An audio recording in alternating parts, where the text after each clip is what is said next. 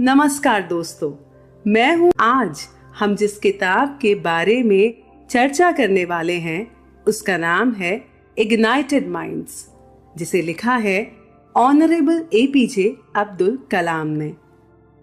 इस किताब का मुख्य विषय है भारत के लोगों और खास तौर से भारत की युवा पीढ़ी को प्रेरणा देना। कलाम साहब का ये मानना था कि किसी भी राष्ट्र की प्रगति उस राष्ट्र के रहने वाले लोगों से होती है। वहां के लोगों की सोच और समझ ही एक राष्ट्र को विकसित करने में मदद कर सकती है। उनका ये विश्वास था कि भारत का युवा वर्ग बहुत ताकतवर और काबिल है। इस वर्ग को अगर सही मार्गदर्शन मिले तो वे अपनी क्षमता और काबिलियत से अपने उद्देश्यों को आसानी से पूरा कर सकता है। कलाम साहब भारत को ईयर 2020 तक एक विकसित राष्ट्र के रूप में देखना चाहते थे और उसी सिलसिले में उन्होंने फैसला किया कि वे इस किताब इग्नाइटेड माइंड्स को लिखेंगे ताकि वे भारत के युवाओं के मन में तेज पैदा कर सकें और उन्हें प्रेरित कर सकें। जब कलाम साहब इस किताब को लिख रहे थे तो उन्होंने भारत के अलग अलग राज्यों की यात्रा की और उन यात्राओं के दौरान वे देश के हजारों बच्चों से, संत महात्माओं से, शिक्षकों से, वैज्ञानिकों से और नेताओं से मिले, जिन्होंने कलाम साहब को बहुत प्रेरित किया। उन्हें ये यकीन हो गया कि भारत के लोगों के पास अद्भुत ज्ञान का भंडार है और अपने उसी ज्ञान की रोशनी से वे भारत को एक विकसित राष्ट्र बना सकते हैं। इस किताब के माध्यम से वे अपने राष्ट्र के लोगों को एक बहुत ही महत्वपूर्ण संदेश देना चाहते हैं कि राष्ट्र के लोगों ने जो एक अच्छे जीवन, अच्छे स्वास्थ्य, अच्छी शिक्षा का, अपने लक्ष्यों को पूरा करने का, एक सुखी और शांतिपूर्वक जीवन बिताने का जो सपना देखा है वो संभव है। उनके मुताबिक हमारे पास राष्ट्रीय तौर पर वो सभी साधन उपलब्ध हैं जो भारत को एक विकसित देश बना सकता है। लेकिन आज भी हम एक विकसित देश क्यों नहीं हैं? हम अपने इतने महत्वपूर्ण लक्ष्य को अब तक क्यों नहीं पूरा कर पाए? अगर हमें इस लक्ष्य को पूरा करना है तो हमें अपने अंदर क्या सुधार लाना चाहिए? इन सभी प्रश्नों के बारे में सोचते सोचते कलाम साहब को ये एहसास हुआ कि कहीं ना कहीं हमारा दृष्टिकोण ही हमारी समस्या है और हमें उसमें बदलाव लाने की जरूरत है। हमें अपने अंदर झांकने की जरूरत है।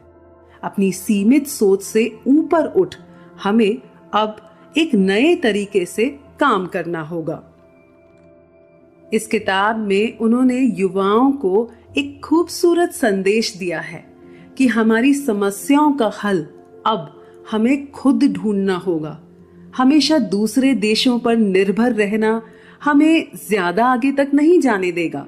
इस किताब में अपने मेधावी विचारों से वे युवाओं को प्रेरित करते हैं और उन्हें बताते हैं कि अगर हम लक्ष्यों पर विश्वास रखेंगे तो निश्चय ही हमारे सपने हकीकत में बदलने लग जाएंगे। तो चलिए बढ़ते हैं अपने पहले अध्याय की तरफ और सुनते हैं ऑनरेबल एपीजे अब्दुल कलाम द्वारा लिखी गई किताब इग्नाइटेड माइंड्स यानी तेजस्वी मन की ऑडियो बुक समरी को।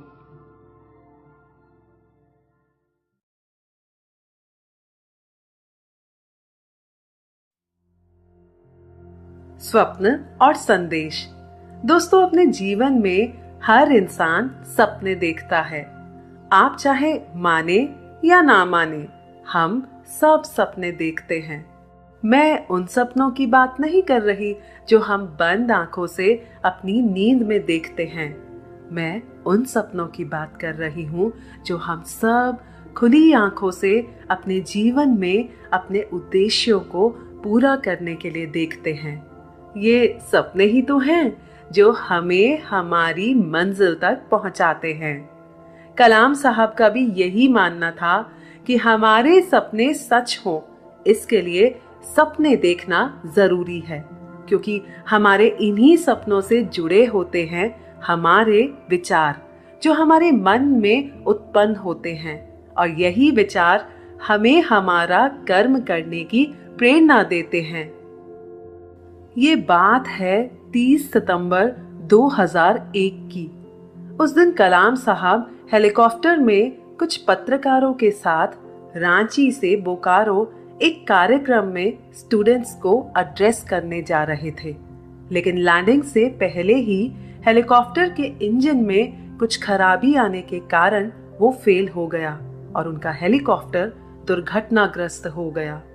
कुदरत का करिश्मा देखिए, इस दुर्घटना में किसी को भी ज्यादा चोट नहीं आई। अपने जीवन में कलाम साहब समय को बहुत महत्व देते थे, इसीलिए इतने बड़े आघात के बाद भी उन्होंने अपने कार्यक्रम में कोई तब्दीली नहीं करी और वे बोकारो में स्टूडेंट्स को एड्रेस करने चले गए। रात में जब वे उस कार्यक्रम से वापस लौटे तो डॉक्टरों ने दुर्घटना के आघात से उभरने के लिए कलाम साहब को ट्रैंकुलाइजर लेने का सुझाव दिया, ताकि वे रात में अच्छे से सो पाएं। उन्हें नींद तो आ गई, लेकिन वे काफी बेचैन रहे और इसी बेचैनी में उनके मन में संपूर्ण मानव जाति के बारे में बहुत सारे विचार उत्पन्न होने लगे, जैसे ईश्वर की बनाई मानव जाति सर्वश्रेष्ठ रचनाओं में से एक है, लेकिन फिर भी यहाँ पर इतनी हिंसा देखने को क्यों मिलती है। इसी बीच कलाम साहब ने अपने आप को चांदनी रात में रेगिस्तान के बीचों बीच इस धरती की 5 बेहतरीन और महान हस्तियों को वार्तालाप करते सुना। उनका ये अनुभव, जो किसी सपने से कहीं ज्यादा तीव्र अनुभूति लिए था, लेकिन कलाम साहब ने इसे सपना ही कहा और अपने उस सपने का वर्णन कुछ इस प्रकार किया। रात का समय था और आसमान में पूरा चांद चमक रहा था। मीलों मील तक रेगिस्तान फैला हुआ था और उस चांदनी रात में पूरा रेगिस्तान चमचमा रहा था। उस रेगिस्तान में विश्व की 5 महान हस्तियां आपस में रही थी। वो 5 महान हस्तियां थीं महात्मा गांधी, अल्बर्ट आइंस्टाइन, सम्राट अशोक, अब्राहम लिंकन और खलीफा उमर। वे पांचों आपस में संपूर्ण मानव जाति को लेकर अपने अपने विचारों को व्यक्त कर रहे थे। सम्राट अशोक जो कलिंग का युद्ध जीत कर आए थे, लेकिन वे जीतने के बाद भी खुश नहीं थे। अपने घुटनों के बल आकर उन्होंने दुखी भाव से आसमान में उस चांद को देखा और फिर धरती पर उस चांदनी को देखा, जो खुद में ही एक ईश्वरीय कृपा थी। और फिर उन्होंने युद्ध का वो भयानक दृश्य देखा जो उन्होंने खुद रचा था। उजली चांदनी में और जमीन पर बिखरे उस दुख दर्द से भरे क्षण में उन्हें ऐसे लगा कि प्रकृति उन्हें अपने उस खूबसूरत नजारे से और शांति से प्रेम और अहिंसा का संदेश दे रही थी। अपने वार्तालाप में वे पांचों महान हस्तियां ये भी कह रही थी कि ईश्वर ने उन सबको कुछ अद्भुत विशेषताएं दी हैं, जिसे उन्होंने अपने कर्मों से और प्रयासों से इस मानव जाति को दिया है। क्या ये मानव जाति उनकी दिखाई गई दिशा की तरफ बढ़ रही है? और क्या इस मानव जाति को धरती पर अपने उद्देश्य का एहसास है?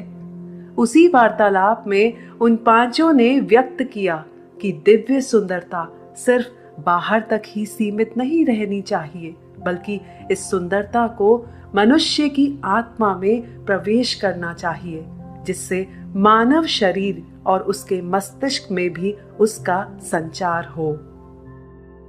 इस धरती पर रह रहे लोगों और राष्ट्रों के बीच में आपसी मतभेद है। कहीं ना कहीं सफलता पाने के लिए और ताकतवर बनने के लिए हमने अपने नैतिक मूल्यों को कहीं खो दिया है। इसी वार्तालाप में वे सभी अपने आप से पूछते हैं कि मानव चेतना की क्या भूमिका है। क्या इस मानव चेतना की राजनीतिक सोच, वैज्ञानिक सोच और धर्मशास्त्रीय सोच में कोई भूमिका है? अंत में महात्मा गांधी ने वार्तालाप खत्म होने से पहले ऋषि अष्टावक्र के विचारों को प्रस्तुत किया और कहा, ऋषि अष्टावक्र ने कहा था कि तुम एक चैतन्य शक्ति हो और तुम्हारे अंदर ही पूरे ब्रह्मांड की असीम शक्तियां हैं। ये ब्रह्मांड तुमसे अलग नहीं है और पूरी सृष्टि इसी का ही अंश है। जीवन एक संघर्ष नहीं है, बल्कि उसका मकसद समृद्धि और शांति होना चाहिए। और आखिर में उन 5 महान हस्तियों का पूरी धरती के लिए ये संदेश था कि हम जो कुछ भी करें, किसी भी सिद्धांत पर अमल करें, वो हमेशा मानव जाति के हित में ही होना चाहिए। वाह, कितना ही सही और अर्थपूर्ण सपना देखा था कलाम साहब ने। अगली सुबह जब कलाम साहब सोकर उठे तो चाय पीते पीते अपने साथ हुई उस हेलीकॉप्टर दुर्घटना के बारे में सोचने लगे और फिर उस विचित्र सपने के बारे में। उन्हें लगा कि अगर वे इतनी बड़ी दुर्घटना के बाद भी जिंदा हैं, तो वाकई इसके पीछे कोई मकसद है। कल रात के उनके सपने में उनके लिए जरूर कोई संदेश था, लेकिन इसके आगे अब वे क्या करें? कलाम साहब अपने इस सपने के बारे में सोचते रहे और साथ ही में इस दुनिया का इतिहास उनकी आंखों के सामने आने लगा कि कैसे अतीत में भी अच्छी ताकतों ने मानव जीवन को बेहतर बनाने के लिए संघर्ष किया था। हमारा भारत एक ऐसा देश है जहां पर महान संतों और शिक्षकों ने अपने उच्च विचारों से हमें एक खुशहाल और धार्मिक जीवन जीना सिखाया। लेकिन दूसरी तरफ ऐसी हिंसात्मक घटनाएं भी घटी हैं जिनकी वजह से हमें गहरा आघात लगा है। वो चाहे द्वितीय महायुद्ध हो या फिर 9/11 का आतंकी हमला। इन सब पर विराम कब लगेगा? क्या हम खुद का विनाश करने के लिए अभिशापित है? नहीं, अब हमें इन सब का स्थायी समाधान खोजना ही होगा। कलाम साहब के अंदर एक नया दृढ़ संकल्प उभर रहा था और उन्होंने निर्णय लिया कि वे अपने देश के बच्चों के साथ बातचीत करके उनके मन के विचार जानेंगे और उनसे मेलजोल बढ़ाएंगे। वे एक सामान्य स्तर से ऊपर उठकर उस चैतन्य शक्ति को खोजना चाहते थे जो हम सब के अंदर है, और उस परम बुद्धिमता से जुड़कर वे भारत का यथार्थ रूप भारत के बच्चों में तलाशना चाहते थे। इसी के साथ ये एपिसोड समाप्त होता है और बढ़ते हैं हम अगले एपिसोड की तरफ।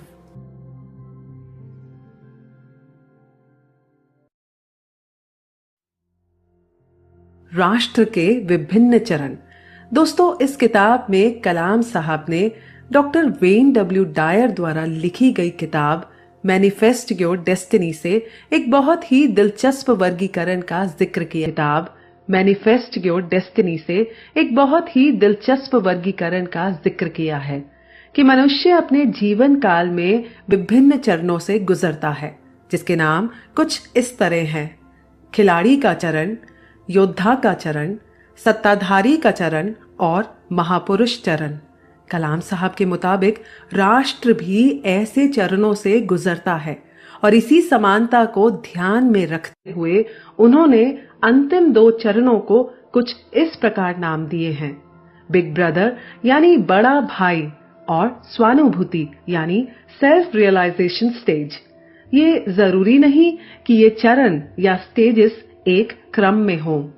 आइए कलाम साहब के मुताबिक इन चरणों को एक राष्ट्र के दृष्टिकोण से समझते हैं। कलाम साहब बताते हैं कि पहली अवस्था में यानी खिलाड़ी चरण में एक राष्ट्र जो हाल ही में स्वतंत्र हुआ होता है वो ऊर्जा से भरपूर होता है और अपनी उपलब्धियों को पूरा करने के लिए अपने आप को प्रदर्शित करना शुरू कर देता है।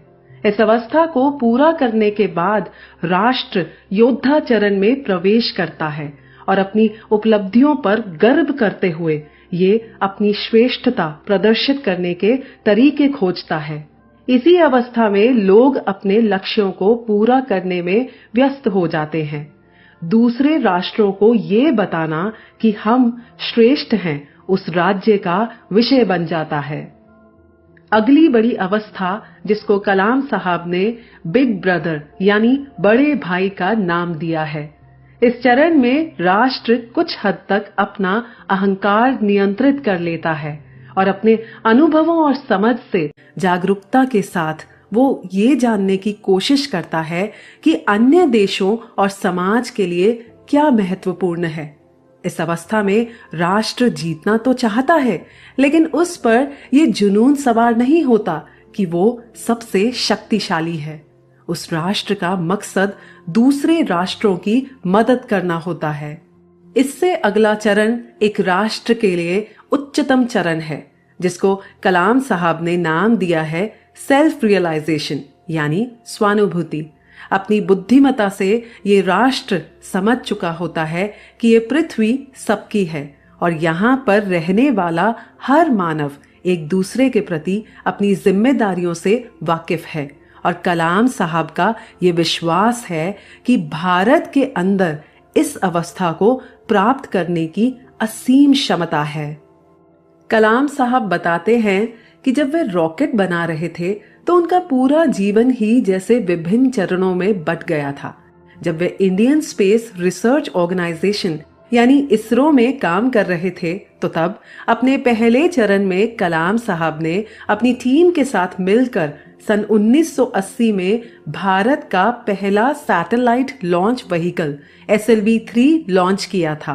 अपने पहले चरण में उन्होंने बहुत कुछ सीखा और फिर औरों को भी सिखाया। कलाम साहब के दूसरे चरण की शुरुआत सन 1982 में हुई जब वे defence research and development organisation यानी DRDO में थे। इस दौरान भी अपनी टीम के साथ उन्होंने मिसाइल टेक्नोलॉजी पर काम किया और अपने करियर में उन्हें सफलताएं और असफलताएं दोनों मिली। जीवन में असफल होने पर अपने आप को संभाला जाए, उन्होंने ये इसी चरण में सीखा। अपने तीसरे चरण में कलाम साहब ने भारत को परमाणु शास्त्र संपन्न राष्ट्र बनाया और जिसमें उन्हें सफलता भी मिली। हेलीकॉप्टर दुर्घटना ने कलाम साहब को ये एहसास कराया कि अब उन्हें तीसरे चरण का त्याग कर देना चाहिए और इसी वजह से वे माता अमृतानंदमयी माँ के आश्रम उनसे मिलने केरल गए और माँ अमृतानंदमयी ने उनका मार्गदर्शन करते हुए उन्हें नेताओं की एक नई पीढ़ी बनाने के लिए और साथ में शिक्षा और आध्यात्म के एकीकरण पर जोर देने को कहा। उसके बाद कलाम साहब ने प्रधानमंत्री श्री अटल बिहारी वाजपेयी को अपने अवकाश ग्रहण करने की इच्छा व्यक्त की और 1 महीने के अंदर ही उनका अनुरोध स्वीकार कर लिया गया। इसी बीच वे बहुत से स्कूलों में और राज्यों में गए और उन्होंने 40,000 से भी ज्यादा छात्रों को संबोधित किया। कलाम साहब को उन बच्चों के साथ बातचीत करके ये एहसास हुआ कि उनकी कल्पना की उड़ानों में वे उनका साथ देकर उन्हें विज्ञान के प्रति प्रेरित कर सकते हैं और भारत को एक विकसित राष्ट्र बनाने के अभियान से उन्हें जोड़ सकते हैं। कलाम साहब अपने आप से पूछते हैं, क्या ये उनका चौथा चरण होगा और क्या वे इस चरण में सफल रहेंगे? उन्हें पता नहीं था कि वे सफल होंगे या नहीं, लेकिन उनका विश्वास था कि अगर हम कोई भी सपना देखते हैं तो उसे पूरा जरूर करना चाहिए, क्योंकि हमारे सपनों में वो ताकत होती है जो हमारे दिलों में रहती है और सपने ही आध्यात्मिक और सांसारिक चीजों को एक साथ लाते हैं। सपने ही वो जरिया है जिनसे हम अपनी मंजिल तक पहुंच सकते हैं। इसी के साथ ये एपिसोड समाप्त होता है और बढ़ते हैं हम अगले एपिसोड की तरफ।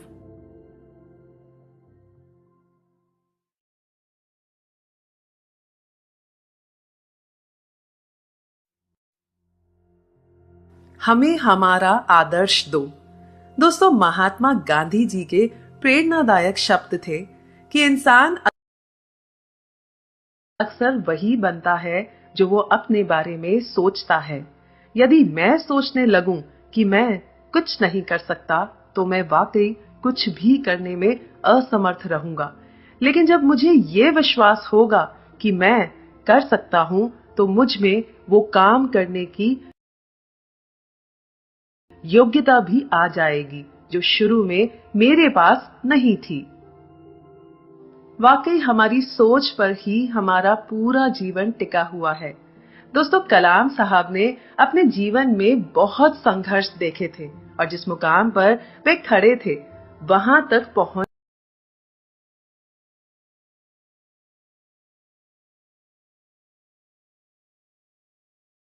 के लिए उन्होंने काफी लंबा सफर तय किया था।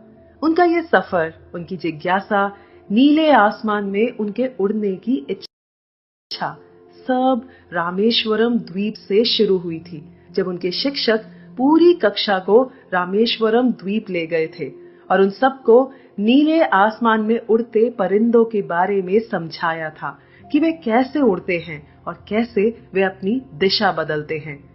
उनके शिक्षक के उस एक लेक्चर ने कलाम साहब की जिंदगी बदल दी और जीवन में उन्हें अपना लक्ष्य मिल गया। कलाम साहब बहुत ही महत्वाकांक्षी थे। उन्होंने बताया कि अपने जीवन में हम सब ईश्वर की दी गई चीजों को पाने का हक रखते हैं और जब तक हमारे देश के विद्यार्थियों और युवाओं को ये विश्वास नहीं होगा कि वे एक विकसित भारत के नागरिक बनने के योग्य हैं, तब तक वे समझदार और ज्ञानवान नागरिक कैसे बन सकते हैं। वे आगे बताते हैं कि विकसित देशों की समृद्धि का क्या रहस्य है।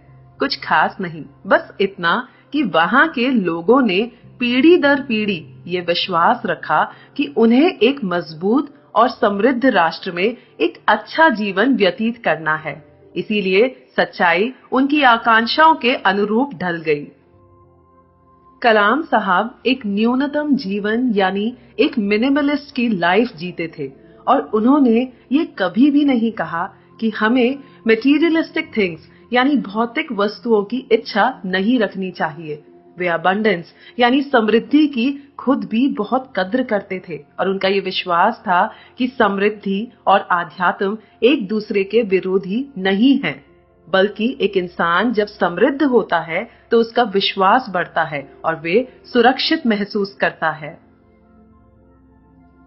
कलाम साहब बताते हैं कि न्यूनतम तरीके से जीने में कोई हर्ज नहीं है। महात्मा गांधी जी ने भी तो ऐसा जीवन जिया था। ये तो हमारी पसंद पर निर्भर करता है कि हम कैसी जीवन शैली जीना चाहते हैं, लेकिन जबरदस्ती चीजों का त्याग कर देना और फिर उस जीवन को जीना एक अलग बात हो जाती है।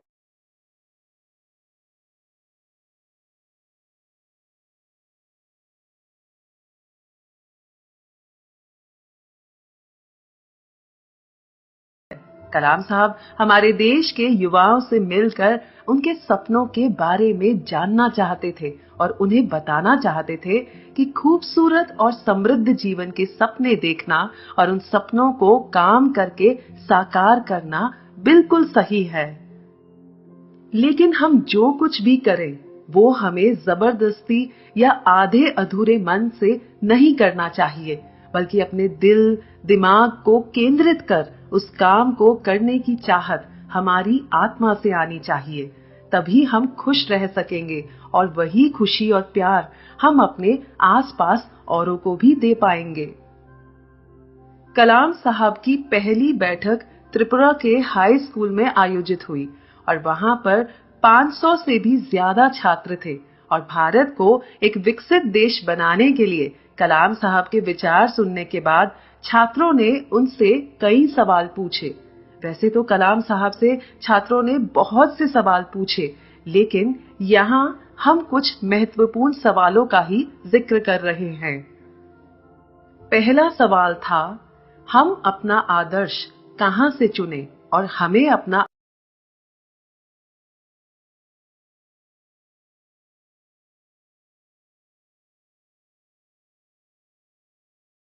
आदर्श कैसे मिल सकता है।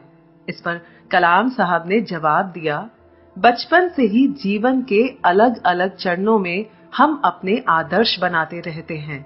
उन्होंने बच्चों को समझाते हुए कहा कि 15 साल तक अपने सर्वोत्तम आदर्श आपके पिता युवाओं से मिलकर उनके सपनों के बारे में जानना चाहते थे और उन्हें बताना चाहते थे खूबसूरत और समृद्ध जीवन के सपने देखना और उन सपनों को काम करके साकार करना बिल्कुल सही है, लेकिन हम जो कुछ भी करें वो हमें जबरदस्ती या आधे अधूरे मन से नहीं करना चाहिए, बल्कि अपने दिल दिमाग को केंद्रित कर उस काम को करने की चाहत हमारी आत्मा से आनी चाहिए। तभी हम खुश रह सकेंगे और वही खुशी और प्यार हम अपने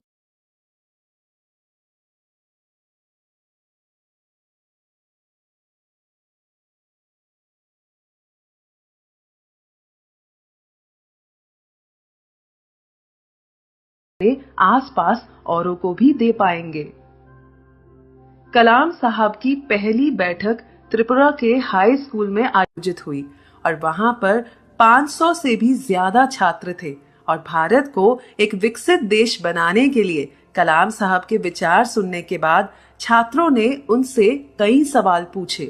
वैसे तो कलाम साहब से छात्रों ने बहुत से सवाल पूछे, लेकिन यहाँ हम कुछ महत्वपूर्ण सवालों का ही जिक्र कर रहे हैं। पहला सवाल था, हम अपना आदर्श कहां से चुनें और हमें अपना आदर्श कैसे मिल सकता है। इस पर कलाम साहब ने जवाब दिया, बचपन से ही जीवन के अलग अलग चरणों में हम अपने आदर्श बनाते रहते हैं। उन्होंने बच्चों को समझाते हुए कहा कि 15 साल तक अपने सर्वोत्तम आदर्श आपके पिता या माता अथवा आपके अध्यापक हो सकते हैं, क्योंकि उस अवधि में ये ही वो लोग हैं जो आपका अच्छे से मार्ग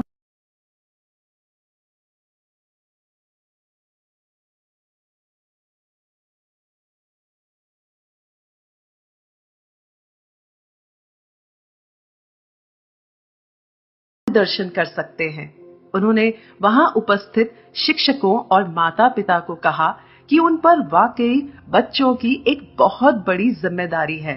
कलाम साहब के खुद के जीवन में भी उनके माता पिता और उनके शिक्षकों का उनकी परवरिश में बहुत बड़ा हाथ था।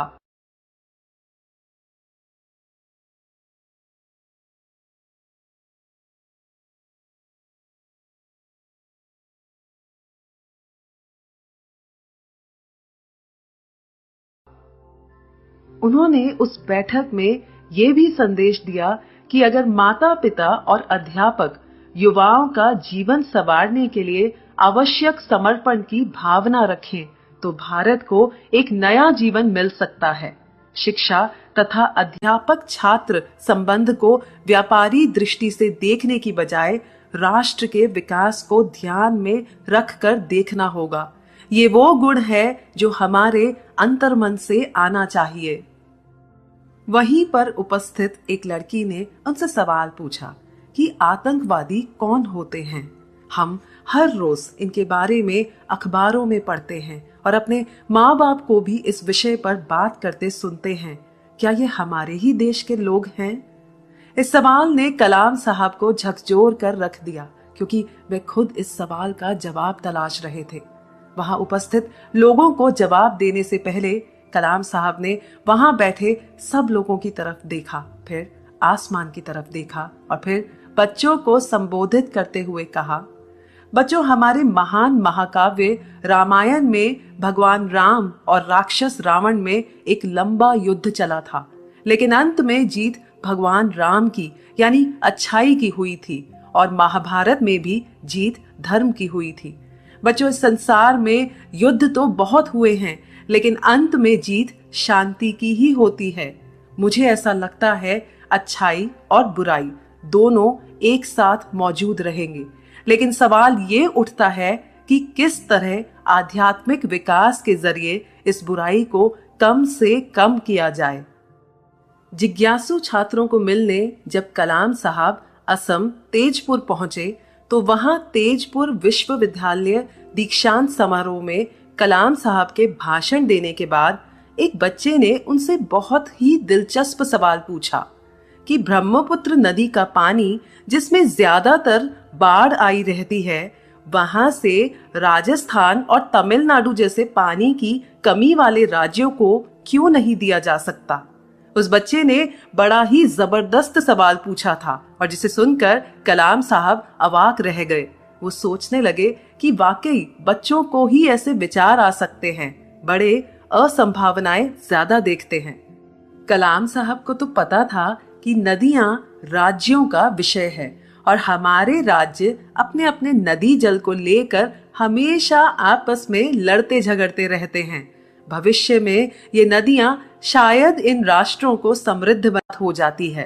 कलाम साहब हमारे देश के युवाओं से मिलकर उनके सपनों के बारे में जानना चाहते थे और उन्हें बताना चाहते थे खूबसूरत और समृद्ध जीवन के सपने देखना और उन सपनों को काम करके साकार करना बिल्कुल सही है, लेकिन हम जो कुछ भी करें वो हमें जबरदस्ती या आधे अधूरे मन से नहीं करना चाहिए, बल्कि अपने दिल दिमाग को केंद्रित कर उस काम को करने की चाहत हमारी आत्मा से आनी चाहिए।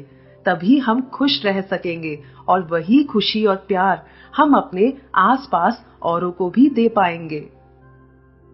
कलाम साहब की पहली बैठक त्रिपुरा के हाई स्कूल में आयोजित हुई और वहां पर 500 से भी ज्यादा छात्र थे और भारत को एक विकसित देश बनाने के लिए कलाम साहब के विचार सुनने के बाद छात्रों ने उनसे कई सवाल पूछे। वैसे तो कलाम साहब से छात्रों ने बहुत से सवाल पूछे, लेकिन यहाँ हम कुछ महत्वपूर्ण सवालों का ही जिक्र कर रहे हैं। पहला सवाल था, हम अपना आदर्श कहाँ से चुने और हमें अपना आदर्श कैसे मिल सकता है। इस पर कलाम साहब ने जवाब दिया, बचपन से ही जीवन के अलग अलग चरणों में हम अपने आदर्श बनाते रहते हैं।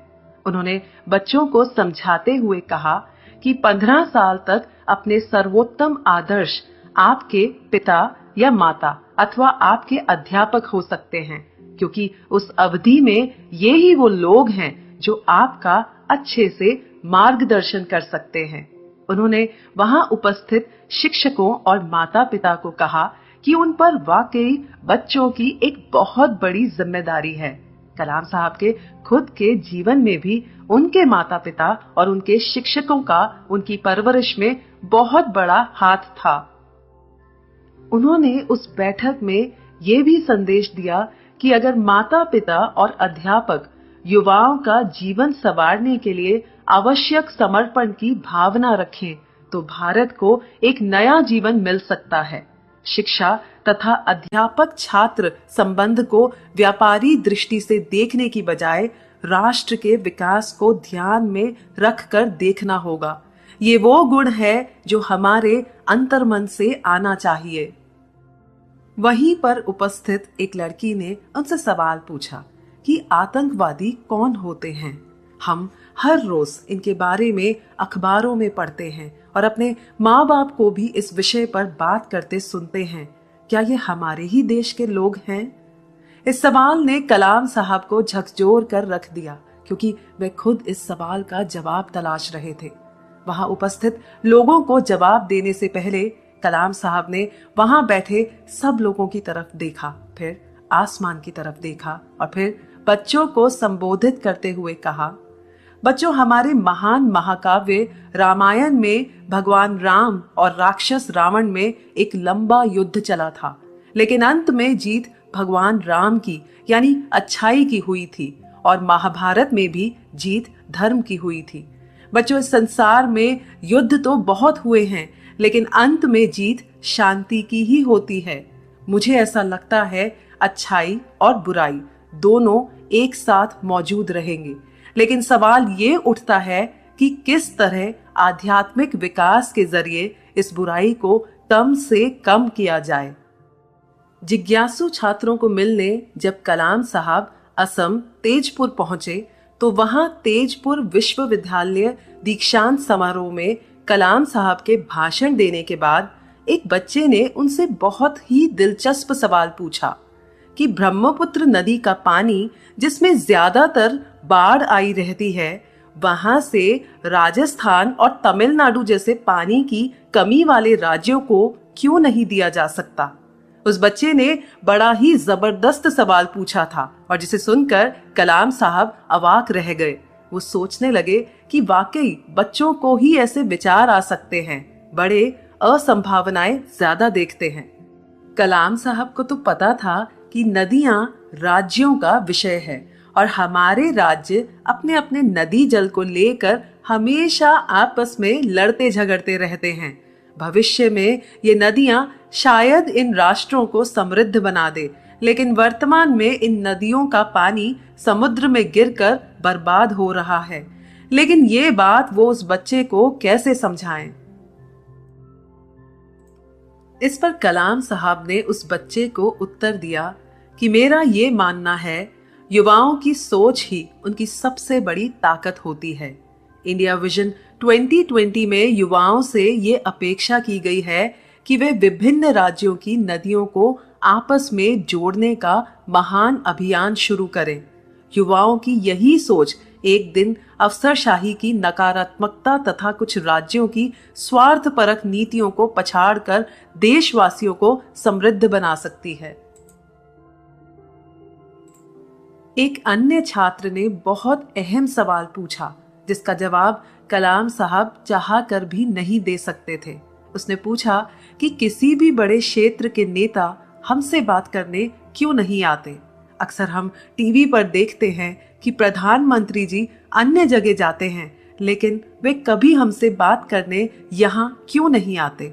देश के नेताओं के साथ संवाद कायम करने की उन बच्चों की इच्छा को देखकर कलाम साहब बहुत प्रभावित हुए और उन्होंने बच्चों से कहा कि वे जब दिल्ली जाएंगे तो उनके विचारों को नेताओं से जरूर व्यक्त करेंगे और फिर उन बच्चों के सपने जरूर पूरे होंगे।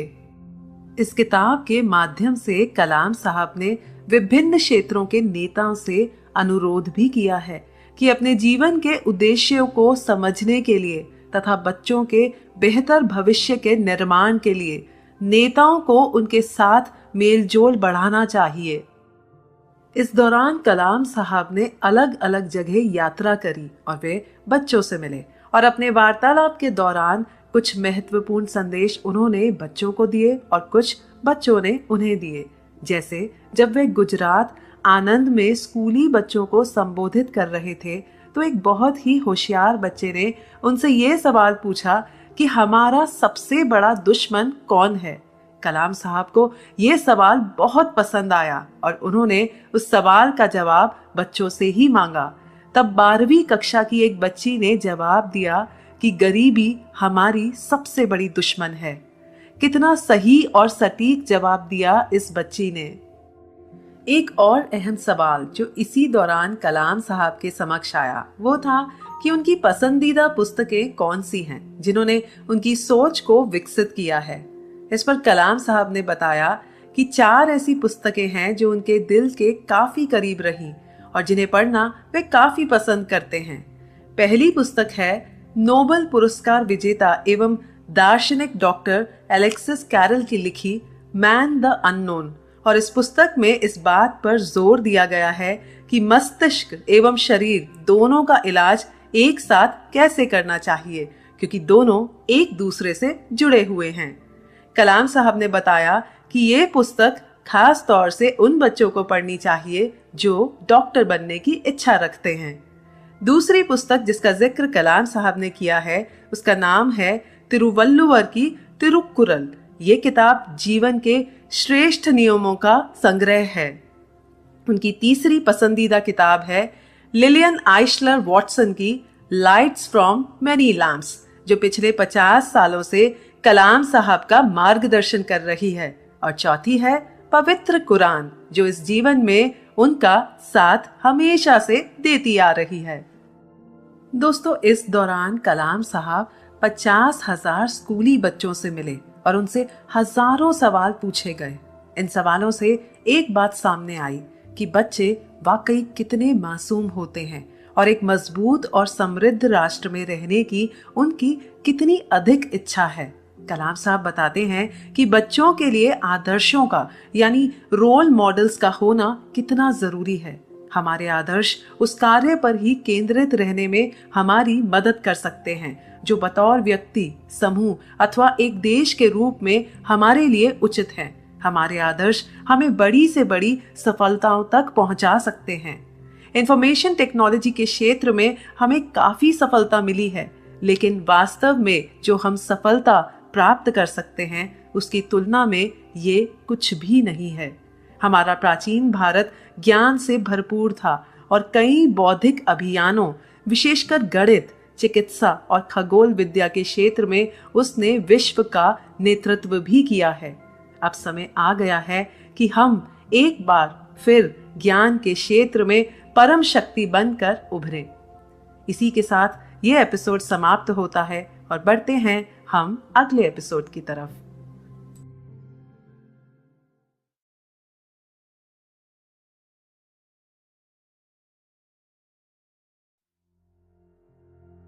दूरदर्शी शिक्षक और वैज्ञानिक। जर्मन पोएट गोथे का एक खूबसूरत कोट है कि आप जो कुछ भी कर सकते हैं या आप जो भी सपना देख सकते हैं, उस काम को करना या सपने को देखना शुरू कीजिए। बहादुरी में ही बौद्धिक कौशल, ताकत और जादू होता है। उसकी शुरुआत अभी से करें। दोस्तों, हम सब ने ये देखा भी है और सदियों से ये सुनते भी आ रहे हैं कि देश की प्रगति के लिए देशवासियों को एक होकर सोचना पड़ता है। ऐसा ही कलाम साहब का मानना था कि देश के महान लोगों के लिए सबसे पहले उनका देश आता था। उनकी सोच सबसे अलग और कुछ हटकर होती थी। ये महान लोग सपनों को वास्तविकता में बदलने के लिए अपनी योग्यता से हजारों लोगों को अपने साथ जोड़ लेते थे। इस अध्याय में कलाम साहब ने ऐसे ही कुछ महान लोगों का जिक्र किया है जो दूरदर्शी थे। कुछ भी कर सकते हैं या आप जो भी सपना देख सकते हैं, उस काम को करना या सपने को देखना शुरू कीजिए। बहादुरी में ही बौद्धिक कौशल, ताकत और जादू होता है। उसकी शुरुआत अभी से करें। दोस्तों, हम सब ने ये देखा भी है और सदियों से ये सुनते भी आ रहे हैं कि देश की प्रगति के लिए देशवासियों को एक होकर सोचना पड़ता है। ऐसा ही कलाम साहब का मानना था कि देश के महान लोगों के लिए सबसे पहले उनका देश आता था। उनकी सोच सबसे अलग और कुछ हटकर होती थी। ये महान लोग सपनों को वास्तविकता में बदलने के लिए अपनी योग्यता से हजारों लोगों को अपने साथ जोड़ लेते थे। इस अध्याय में कलाम साहब ने ऐसे ही कुछ महान लोगों का जिक्र किया है जो दूरदर्शी थे और अपनी दूरदर्शिता से उन्होंने हमेशा देश के हित के लिए काम किया। सन 1954 में कलाम साहब ने सेंट जोसेफ कॉलेज तिरुचिरापल्ली से साइंस में अपनी ग्रेजुएशन कंप्लीट की थी। उस समय कॉलेज में उनके एक शिक्षक थे जो बीएससी और एमएससी के स्टूडेंट्स को गणित पढ़ाते थे। उनका नाम था टी तोतादरी अयंगर। जब वे चलते थे तो ऐसा लगता था कि ज्ञान की किरणें उनके चारों ओर फैली हों। सन 1952 में प्रोफेसर तोतादरी अयंगर जी ने भारत के प्राचीन मैथमेटिशियंस यानी गणितज्ञों और एस्ट्रोनॉमर्स यानी खगोलविदों पर लेक्चर दिया था, जिसमें कलाम साहब भी मौजूद थे। उसी लेक्चर के दौरान कलाम साहब को देश के प्राचीन गणितज्ञों के बारे में कुछ झलकियां मिली, जिसका वर्णन आगे किया गया है। कलाम साहब ने बताया कि आर्यभट्ट, ब्रह्मगुप्त और भास्कराचार्य तीनों ही भारत के महान गणितज्ञ और खगोलविद थे। तीनों ही के पास संपूर्ण ज्ञान का खजाना था और अपने अपने तरीके से उन्होंने अलजेब्रा, अरिथमेटिक, ट्रिग्नोमेट्री, ज्योमेट्री और एस्ट्रोनॉमी जैसे क्षेत्रों में महत्वपूर्ण योगदान दिया। श्रीनिवास रामानुजन जी को याद करते हुए कलाम साहब ने कहा कि वे एक जीनियस मैथमेटिशियन थे। उनके पास कोई भी फॉर्मल एजुकेशन यानी औपचारिक शिक्षा नहीं थी और ना ही रोजी रोटी कमाने का कोई साधन था, लेकिन अपनी प्रबल इच्छा शक्ति से और गणित विषय के प्रति उनके लगाव के चलते उन्होंने गणित संबंधी शोध में काफी योगदान दिया और उनके कई कार्यों पर तो अब भी गहन अध्ययन जारी है। कलाम साहब हमारे वैज्ञानिकों को संदेश देते हैं कि वे स्कूलों में ऐसे ही जीनियस रामानुजन की तलाश क्यों नहीं करते। कलाम साहब ने यह भी कहा कि आने वाले समय में प्रख्यात शिक्षक गणित के युवा छात्रों को पढ़ाने और प्रेरित करने में भी अपना अतुलनीय और महान कार्य जारी रखेंगे ताकि इस क्षेत्र में भारतीय प्रतिभा के झंडे गाड़े जा सके। कलाम साहब ने Nobel prize winner sir CV Raman का भी जिक्र किया, जिनके भीतर के वैज्ञानिक ने उन्हें चैन से बैठने नहीं दिया। इनफैक्ट रमन इफेक्ट की खोज जिसकी वजह से उन्हें नोबेल पुरस्कार मिला, वो किसी बड़े या भारी खर्च से तैयार या किसी विशाल संस्थान में नहीं की गई थी, बल्कि संपूर्ण विश्व को भारतीय मेधा का लोहा मनवाने की चाहत ही सर सीवी रमन की प्रेरणा रही थी। कलाम साहब ने बताया कि अगर गौर से देखा जाए तो स्वतंत्रता आंदोलन ने हर क्षेत्र में, जैसे arts, science, technology, economics, history और लिटरेचर ने उत्तम नेताओं को जन्म दिया है जो विश्व की श्रेष्ठ प्रतिभाओं की टक्कर के रहे हैं। अगर हाल ही के वर्षों की बात करते हैं तो कलाम साहब बताते हैं कि कुछ महान और विजनरी यानी दूरदृष्टि प्राप्त हुए वैज्ञानिक भी उभर कर आए हैं, जिनसे कलाम साहब अपने जीवन में बहुत प्रभावित हुए थे। डॉक्टर विक्रम साराभाई, जिन्होंने सर सीवी रमन के साथ भी काम किया था, उन्होंने साइंस एंड टेक्नोलॉजी सेंटर स्थापित किया था और उसके निर्देशक भी थे। Father of Indian space programme कहलाए जाने वाले डॉक्टर साराभाई की दूरदर्शिता से इसरो की स्थापना हुई थी। कलाम साहब जब रॉकेट सिस्टम्स पर काम कर रहे थे तो डॉक्टर साराभाई के नेतृत्व में उनको एक अलग ही ऊर्जा मिलती थी। डॉक्टर साराभाई का कहना था, यदि हम राष्ट्र के निर्माण में अर्थपूर्ण योगदान देते हैं तो एडवांस तकनीक का विकास कर हम समाज की परेशानियों का समाधान भी निकाल सकते हैं। डॉक्टर साराभाई ने शुरुआती चरणों में कलाम साहब की प्रतिभाओं को निखारने में अहम भूमिका निभाई थी और कलाम साहब को मिसाइल मैन बनाने वाले भी डॉक्टर साराभाई ही थे। भारतीय अंतरिक्ष कार्यक्रम के तहत इसरो की स्थापना उनकी सबसे बड़ी उपलब्धियों में से एक थी। दुर्भाग्यवश सन 1971 में डॉक्टर साराभाई का निधन हो गया और भारत को लेकर जो डॉक्टर साराभाई ने सपना देखा था उसे हकीकत में बदला डॉक्टर सतीश धवन ने। और सन 1972 में इसरो का काम संभालने के बाद प्रोफेसर धवन ने संगठन के स्पेस प्रोग्राम्स की विस्तृत रूपरेखा तैयार की और उन्हीं की बदौलत रिमोट सेंसिंग और कम्युनिकेशन सैटेलाइट्स के मामले में हमें महत्वपूर्ण उपलब्धियां हासिल हुई। कलाम साहब बताते हैं कि जब वे प्रोजेक्ट लीडर थे तो अपने करियर में उन्होंने प्रोफेसर धवन से बहुत कुछ सीखा। जैसे किसी भी प्रोजेक्ट की सफलता के लिए पूरी ऑर्गेनाइजेशन उसकी सफलता की जिम्मेदार होती है, यहाँ तक कि इसरो का चेयरमैन भी। एक प्रोजेक्ट लीडर को अपना पूरा ध्यान उस प्रोजेक्ट पर केंद्रित करना चाहिए और उस प्रोजेक्ट को अपने आप से बड़ा और महत्वपूर्ण समझना चाहिए, तभी वो प्रोजेक्ट सफल होता है। नहीं तो वो प्रोजेक्ट, वो प्लान, यहाँ तक कि पूरी संस्था सफलता की तरफ नहीं बढ़ सकती। कलाम साहब ने अपने करियर में सिर्फ प्रोफेसर धवन से ही नहीं बल्कि अपने सीनियर से भी बहुत महत्वपूर्ण लीडरशिप लेसन सीखे। और एक लीडर जब सबको साथ लेकर चलता है तो सभी के सहयोग से वो प्रोजेक्ट सफल बनता है और वो संस्था बड़ी बनती है। कलाम साहब ने जब डीआरडीओ ज्वाइन किया था और वहां पर जब वे मिसाइल्स डिजाइन करते थे तो उन्होंने अनुभव किया कि किसी भी डेवलपमेंट प्रोग्राम में टेक्निकल प्रॉब्लम्स आती हैं, लेकिन हमें उन कठिनाइयों से घबराना नहीं चाहिए। अपने अनुभवों से उन्होंने ये भी बताया कि भारत के पास इस क्षेत्र में सर्वोत्तम टेक्नोलॉजी डेवलप करने की क्षमता है। इस अध्याय में कलाम साहब ने डॉक्टर वर्गीस कुरियन द्वारा लिखी किताब एन अनफिनिश्ड ड्रीम के बारे में जिक्र किया है। डॉक्टर वर्गीस जो मिल्कमैन ऑफ इंडिया के नाम से जाने जाते थे और जिनका डेयरी फार्मिंग में काफी बड़ा योगदान रहा, वे डेयरी बिजनेस को काफी ऊंचाइयों पर लेकर गए।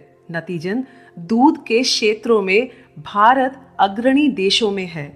जब कलाम साहब उनसे मिलने गए तो उन्होंने पूछा कि उनके अनुसार हमारे देश को विकास की राह पर अग्रसर करने का निश्चित तरीका क्या है।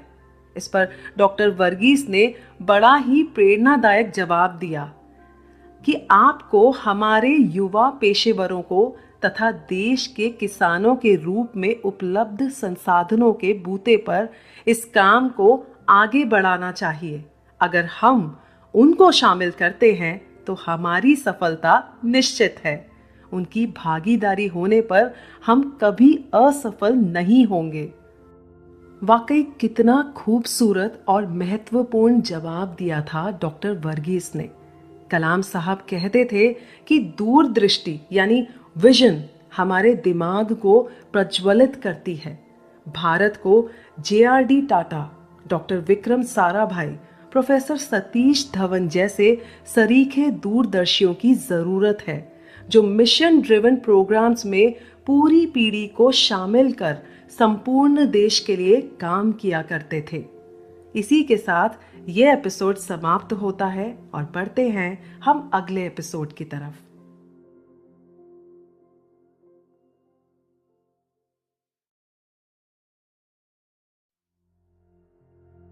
सत्संग की शक्ति।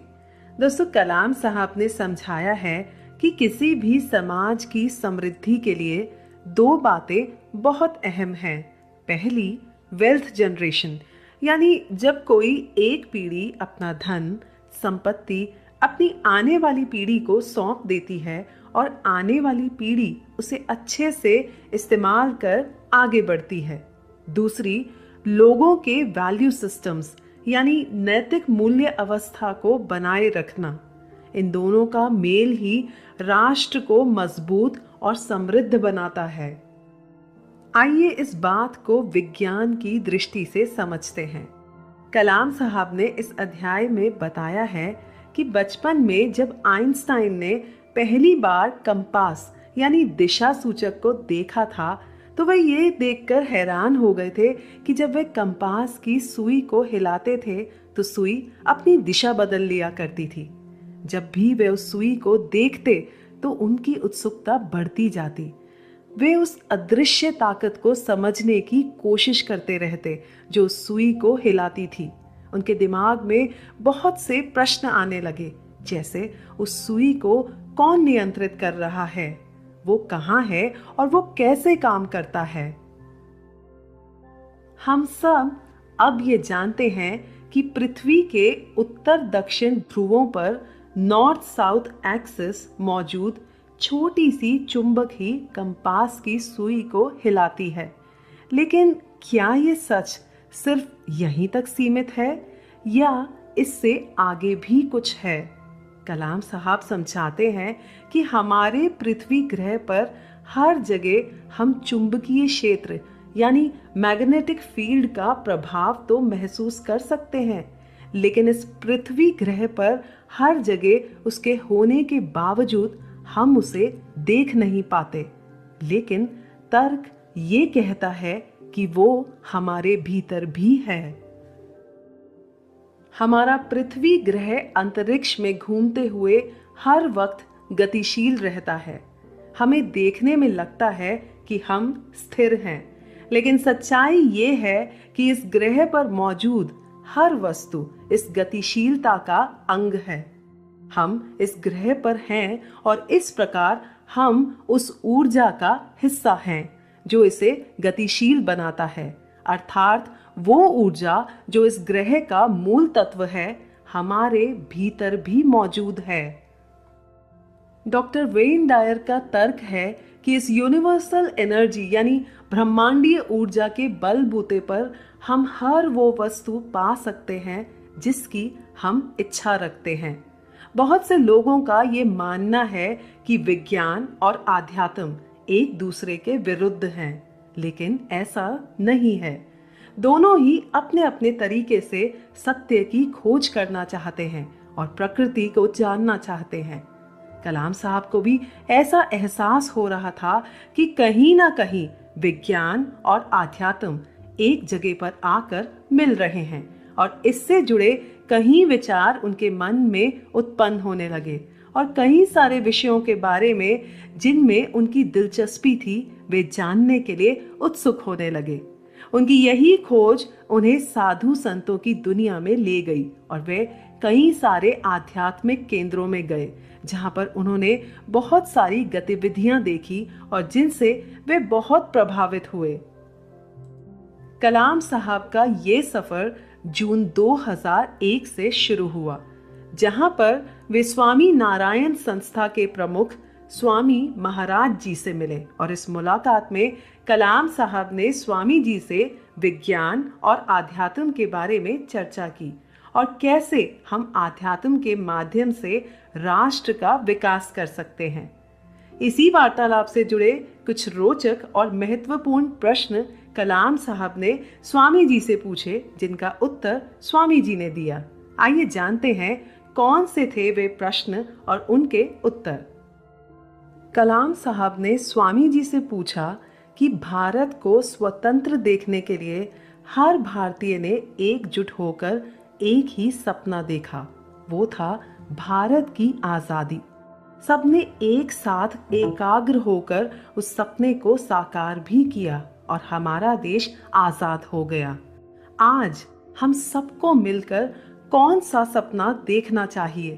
टेक्नोलॉजी और फोरकास्टिंग काउंसिल के 500 सदस्यों ने ये विचार भी किया है कि भारत का अगला स्वप्न क्या होना चाहिए और इससे जुड़े परिवर्तन लाने के लिए हमने 5 क्षेत्रों की पहचान की है। वो है शिक्षा तथा स्वास्थ्य शिक्षा, कृषि, सूचना और संचार, इंफ्रास्ट्रक्चर और क्रिटिकल टेक्नोलॉजी। हम सरकार के समक्ष ये योजना तो प्रस्तुत कर सकते हैं, लेकिन ऐसे बड़े सपने को पूरा करने के लिए मूल्यों से प्रेरित लोगों की टीम का निर्माण हम कैसे करें? स्वामी जी ने इस प्रश्न का उत्तर देते हुए सुझाव दिया कि हमने जो सपना देखा है वो जरूर पूरा हो सकता है और इन 5 क्षेत्रों के अलावा एक और तत्व भी जरूरी है। वो है ईश्वर पर विश्वास और लोगों का आध्यात्मिक विकास। हमें अपराध और भ्रष्टाचार से भरे वातावरण को बदलना होगा। हमें ऐसे लोगों की जरूरत है जो धर्म ग्रंथों के मुताबिक चलें और ईश्वर पर भरोसा रखें। हमारे इन प्रयासों से काफी कुछ आसान हो जाएगा। स्वामी जी ने ये भी समझाया कि स्कूल्स और कॉलेजेस में एकेडमिक और साइंटिफिक ट्रेनिंग के साथ साथ छात्रों को स्पिरिचुअल ट्रेनिंग की व्यवस्था भी की जानी चाहिए, ताकि लोगों के अंदर बचपन से ही नैतिक मूल्यों का विकास हो और वे गुणवान बन सकें। कलाम साहब ने एक बहुत ही अहम प्रश्न पूछा कि सिर्फ सरकारी कानून लागू करने से ही अच्छे नागरिक नहीं उत्पन्न किए जा सकते। क्या आध्यात्मिक संस्थाएं ऐसा कर सकती हैं? क्या इन संस्थाओं द्वारा बच्चों के माता पिता को और शिक्षकों को ये संदेश दिया जा सकता है कि बच्चों को 15 वर्ष की उम्र तक सही मूल्यों को सीखने दें। स्वामी जी ने उत्तर दिया कि ये बिल्कुल सच है और हम बहुत पहले से कहते आ रहे हैं कि बच्चों को जीवन में मूल्यों की शिक्षा माता पिता को घर में, अध्यापकों को स्कूल में और गुरु को बाद के जीवन में देनी चाहिए। कुछ अन्य सवाल पूछने के बाद अंत में कलाम साहब ने स्वामी जी को बताया कि वे भारत के विकास के लिए विजन 2020 के नाम से एक ट्रस्ट बना रहे हैं, जिसके लिए उन्होंने स्वामी जी का आशीर्वाद भी मांगा। स्वामी जी ने कलाम साहब को आशीर्वाद देते हुए कहा कि भारत में आर्थिक तथा आध्यात्मिक खुशहाली आए। जितनी मजबूत हमारी आध्यात्मिक पूंजी होगी, उतना ही मजबूत आधार अन्य किसी किस्म की पूंजी का होगा। सितंबर 2001 में कलाम साहब अजमेर में सूफी संत ख्वाजा मोइनुद्दीन चिश्ती, जिन्हें गरीब नवाज भी कहा जाता है, उनकी दरगाह पर गए। ख्वाजा साहब की शिक्षा और संदेश से कलाम साहब बहुत प्रभावित थे और उन्होंने बताया कि हमें कुछ भी करने से पहले हमेशा अपने आप से ये ज़रूर पूछना चाहिए कि हम जो कुछ भी कर रहे हैं, क्या उसमें हमें शांति मिलेगी। और जैसा कि डायर ने कहा था कि अगर अंदर से जवाब हाँ में आता है तो आप ज़रूर आगे बढ़ें, लेकिन अगर आपका जवाब ना में है तो अपने अहम भाव के बारे में सतर्क रहें, क्योंकि ये अहम ही है जो हमें अपनों से और परमात्मा से दूर कर देता है। इसी दौरान वे माँ अमृतानंदमयी से, रामकृष्ण मिशन के स्वामी निखिलेश्वरानंद जी से और कांची के शंकराचार्य से भी मिले और इस दौरान उन्हें बहुत खूबसूरत अनुभव भी हुए। जब कलाम साहब Sathya Sai institute of higher learning में गए तो वहां व्याख्या का विषय था कि कैसे हम अपने दिलों से नफरत हटाकर उसे प्यार से सींचकर अपने अहम का त्याग कर सकते हैं। वाकई अगर अहम का त्याग हो जाए तो इस जीवन का उद्देश्य ही पूर्ण हो जाएगा। कलाम साहब का आध्यात्मिक सफर उन्हें फरवरी 2002 में माउंट आबू में स्थित ब्रह्म कुमारीज आध्यात्मिक केंद्र ले गया, जहां पर global hospital and research centre में कलाम साहब की बातचीत कोरोनरी आर्टरी डिजीज नामक बीमारी से ग्रस्त मरीजों से हुई और जिससे ये साबित हुआ कि मस्तिष्क और शरीर का मेल शारीरिक, मानसिक तथा आध्यात्मिक स्वास्थ्य के लिए महत्वपूर्ण है। इस दौरान जितने भी आध्यात्मिक स्थलों में कलाम साहब गए, उन्हें एक ही संदेश मिला कि हमारे अंदर एक उच्च धरातल है, यानी हायर सेल्फ है, जो मटीरियलिस्टिक वर्ल्ड यानी भौतिक संसार की सीमाओं से परे है। भारतीय इस उच्च धरातल से भली भांति वाकिफ हैं। कई पीढ़ियों तक हमारे पूर्वज इसी धारणा को लेकर जीवन बिताते आए हैं, लेकिन आज हम में से कई लोग जो भौतिक संसार की गहराई में रम गए हैं, ये विचार उनके लिए महान और आध्यात्मिक है। कलाम साहब बताते हैं कि हमारी आध्यात्मिक समझ ही हमारी ताकत है। एक राष्ट्र के तौर पर हमने बहुत सारे संघर्ष किए हैं, लेकिन इस दौरान कहीं ना कहीं हमने अपनी अपेक्षाओं को कम कर दिया है। हमें फिर से अपने दृष्टिकोण को बदलना होगा और सदियों से चली आ रही विरासत और समझ से हमें अपने जीवन को समृद्ध बनाना होगा। इसी के साथ ये एपिसोड समाप्त होता है और बढ़ते हैं हम अगले एपिसोड की तरफ।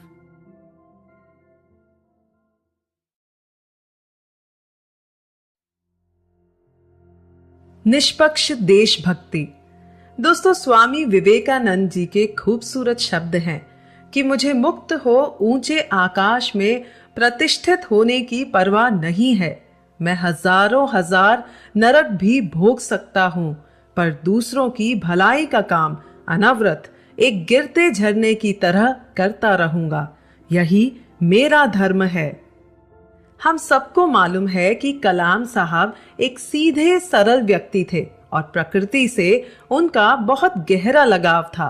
पैदल चलना उनके जीवन का अहम हिस्सा था और हर सवेरे वे 5 किलोमीटर पैदल चलते थे। उगते सूरज की ललिमा को देखना और चहचहाती चिड़ियां जब नए दिन का स्वागत करती थी तो ये नजारा देखकर वे मुग्ध हो जाते थे। वे प्रकृति के बहुत आभारी थे कि वे हमारे लिए कितने प्रयास करती है। अपने काम के सिलसिले में कलाम साहब को अलग अलग खूबसूरत जगहों पर जाने का मौका मिलता था। ऐसी ही एक खूबसूरत जगह है उड़ीसा में चांदीपुर। कोलकाता से बालासोर तक की दूरी 234 किलोमीटर है और उस शहर से 16 किलोमीटर दूर स्थित है चांदीपुर। यहाँ का समुद्र तट निश्चित ही भारत के खूबसूरत तटों में से एक है। उस समय इसरो के श्रीहरिकोटा रेंज में मिसाइल टेस्टिंग शुरू हो गई थी, लेकिन इस स्थल से अलग अपने खुद के परीक्षण स्थल यानी मिसाइल टेस्टिंग रेंज की आवश्यकता थी। सन 1989 में ITR इंटरिम टेस्ट रेंज यानी अंतरिम परीक्षण स्थल तैयार किया गया, जहां पर बहुत सारे रॉकेट्स तथा मिसाइल्स को टेस्ट फायर किया गया और लॉन्च किया गया। इतना ही नहीं, ITR में एयरबोर्न वेपन्स को भी टेस्ट किया जाता था और धीरे धीरे ITR एक वर्ल्ड क्लास रेंज बनता गया। सन 1995 में कलाम साहब और उनकी टीम को DRDO के मिसाइल के प्रभाव के परीक्षण के लिए एक खुली जगह चाहिए थी। टीम ने तय किया कि व्हीलर आइलैंड्स, जो भारतीय राज्य उड़ीसा के सागर तट से परे और राज्य की राजधानी भुवनेश्वर से लगभग 150 किलोमीटर की दूरी पर स्थित मिसाइल के परीक्षण के लिए सही जगह थी। इसी सिलसिले में कलाम की मुलाकात उड़ीसा के चीफ मिनिस्टर बीजू पटनायक जी से हुई। वे एक जबरदस्त व्यक्तित्व वाले प्रभावशाली नेता थे, एक पॉलिटिशियन और पायलट भी थे। इस मुलाकात के दौरान सरकारी औपचारिकताएं पूरी की गईं और बीजू पटनायक जी ने कलाम साहब को कहा कि अपने मिशन और मिसाइल प्रोग्राम के लिए उन्हें उड़ीसा से जो भी मदद चाहिए वे उन्हें सब देंगे। इस अध्याय में कलाम साहब ने श्री बीजू पटनायक की और इंडोनेशिया के पहले प्रेसिडेंट सुकर्णो की दोस्ती के बारे में भी जिक्र किया है। दरअसल 40 साल पहले इंडोनेशियन फ्रीडम स्ट्रगल के दौरान पंडित जवाहरलाल नेहरू जी ने दिलेर बीजूदा को अपने जहाज में, जिसको वे खुद उड़ाकर ले गए थे, इंडोनेशिया के प्रेसिडेंट सुकर्णो, जो उस समय वहां युद्ध लड़ रहे थे, उन्हें लाने के लिए भेजा था। उस समय सुकर्णो, जो हाल ही में पिता बने थे, और उन्होंने अपनी बेटी का नाम रखने के लिए बीजूदा से अनुरोध किया। बीजूदा ने उस समय आसमान में छाए बादलों को देखा, जो उस समय मानो बच्ची के जन्म पर बधाई देने के लिए घिर आए थे।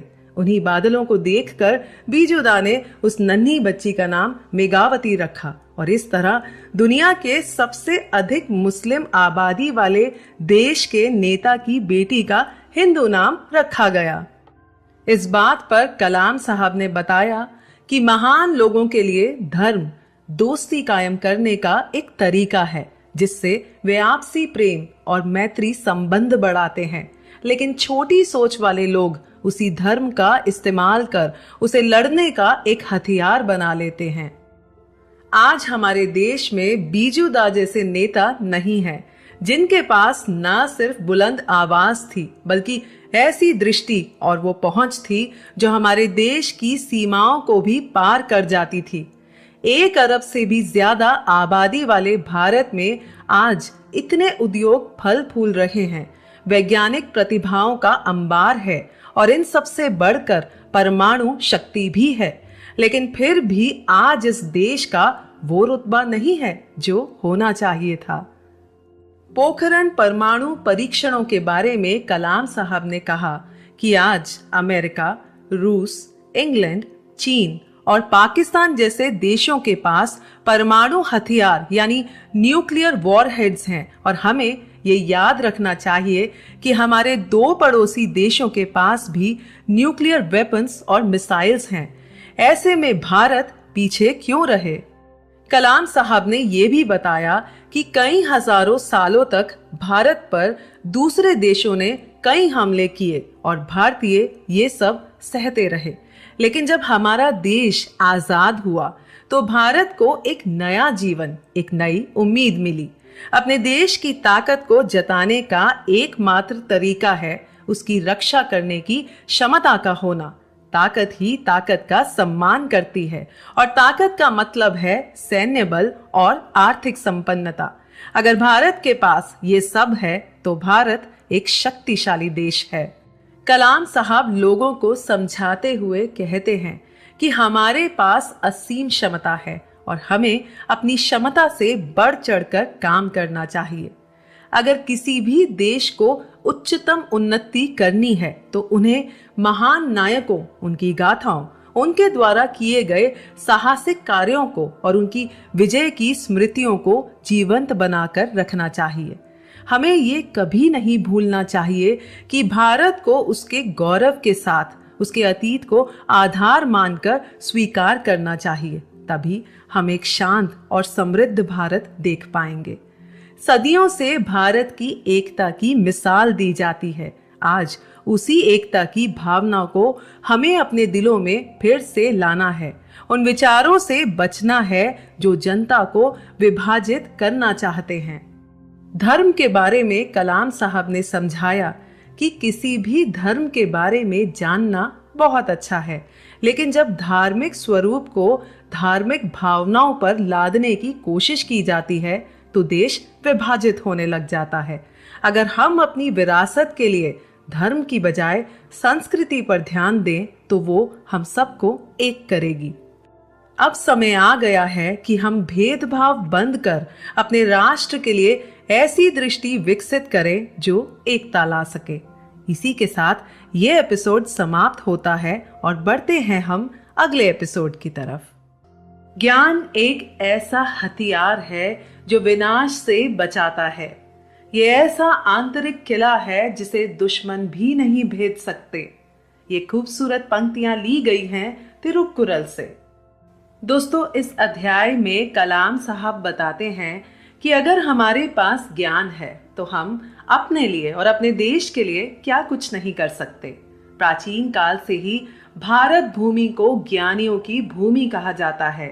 कालांतर में हमलों ने और औपनिवेशिक शासन ने यानी कॉलोनियल रूलर्स और ब्रिटिशर्स ने भारत की संस्थाओं और योग्यताओं को नष्ट कर डाला और जब तक ब्रिटिशर्स ने भारत छोड़ा तो हमारे देश के युवाओं के पास जो कुछ भी बचा था वे बस उसी में ही संतुष्ट रहने लगे और कहीं ना कहीं वे अपने लक्ष्य से भी पीछे हट गए। हमें ये विश्वास अपने अंदर फिर से जगाना है कि भारत मूलतः ज्ञान की भूमि है और उसे अपने इस पहलू से नए सिरे से खोज करनी चाहिए। और एक बार हमने ये खोज कर ली तो जीवन की गुणवत्ता तथा विकसित राष्ट्र की ताकत को पाने के लिए हमें ज्यादा संघर्ष नहीं करना पड़ेगा। इस अध्याय में कलाम साहब हमें समझाते हैं कि ज्ञान हमें कैसे और कहां से मिलता है, ज्ञान का सूत्र क्या है। अगर हम सब अपने जीवन पर ध्यान दें तो बचपन से ही हम ज्ञान लेते आ रहे हैं। पहले हमारे माता पिता ने हमें ज्ञान से सींचा, फिर हम स्कूल गए, वहां शिक्षकों ने हमें ज्ञान का पाठ पढ़ाया। ज्ञान पाने के और कितने सारे जरिए हैं, जैसे पुस्तकालयों से, शोध पत्रों से, गोष्ठियों तथा विभिन्न संगठनों से इत्यादि। हालांकि ज्ञान का शिक्षा से बहुत गहरा नाता है, लेकिन वो सिर्फ शिक्षा तक ही सीमित नहीं रह गया है। ज्ञान कलाकारों, दस्तकारों, हकीमों, वैद्यों तथा संतों और यहाँ तक कि हमारी गृहिणियों से भी प्राप्त किया जा सकता है। क्योंकि जब एक कलाकार या वैद्य या फिर गृहिणी अपनी कला का प्रदर्शन करते हैं तो हमें इनसे कितना कुछ सीखने को मिलता है। हमारे देश के लोगों में और हर राज्य में ज्ञानवान समाज के लिए उसकी अपनी अनूठी और अद्भुत क्षमता मौजूद है।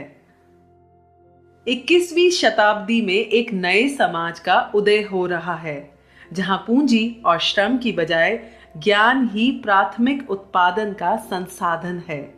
पहले से ही मौजूद ज्ञान के इस आधार का कुशल इस्तेमाल हमारे लिए बेहतर स्वास्थ्य, शिक्षा और प्रगति के अन्य संकेतकों के रूप में पूंजी पैदा कर सकता है।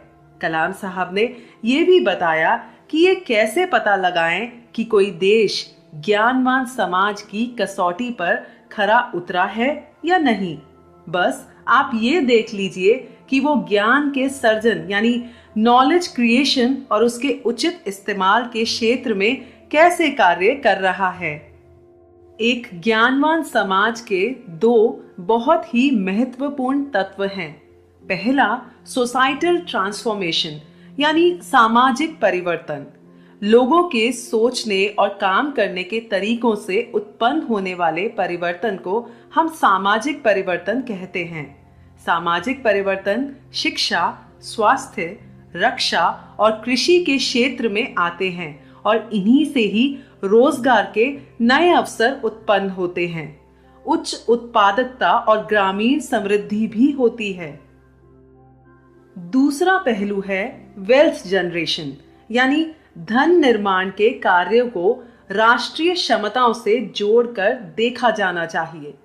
प्रमुख क्षेत्र जो ज्ञानवान समाज बनने की दिशा में हमारा मार्गदर्शन करेंगे वो हैं information technology, biotechnology, space technology, weather forecasting, service sector इत्यादि।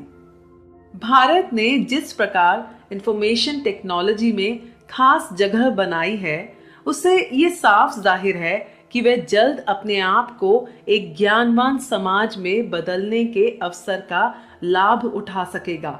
इस अध्याय में कलाम साहब एक और अहम तत्व पर रोशनी डालते हैं जो भारत के विकास के लिए बहुत जरूरी है, और वो है ग्रामीण क्षेत्र, जहां पर अभी भी इतनी सुविधाएं उपलब्ध नहीं हैं जो कि शहरों में हैं।